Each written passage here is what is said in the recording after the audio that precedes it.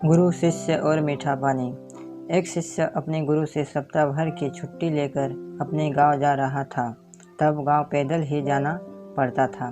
जाते समय रास्ते में उसने एक कुआं दिखाई दिया।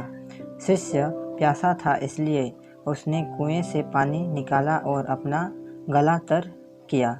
शिष्य को अद्भुत तृप्ति मिली, क्योंकि कुएं का जल बेहद मीठा और ठंडा था। शिष्य ने सोचा, क्यों ना यहाँ का जल गुरुजी के लिए भी ले चलूं।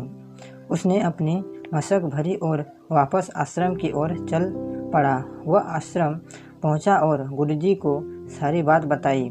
गुरुजी ने शिष्य से मशक लेकर जल पिया और संतुष्टि महसूस की। उन्होंने शिष्य से कहा, वाकई जल तो गंगा जल के समान है।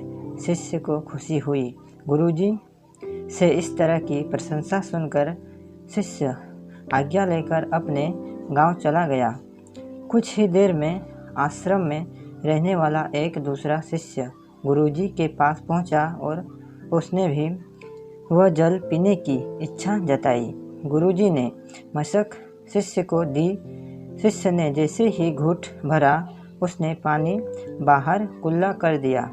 शिष्य बोला, गुरुजी, इस पानी में तो कड़वापन है और ना ही यह जल शीतल है। आपने बेकार ही उस शिष्य की इतनी प्रशंसा की। गुरुजी बोले, बेटा, मिठाई और शीतलता इस जल में नहीं है तो क्या हुआ, इससे लाने वाले के मन में तो है। जब उस शिष्य ने जल पिया होगा तो उसके मन में मेरे लिए प्रेम उभरा।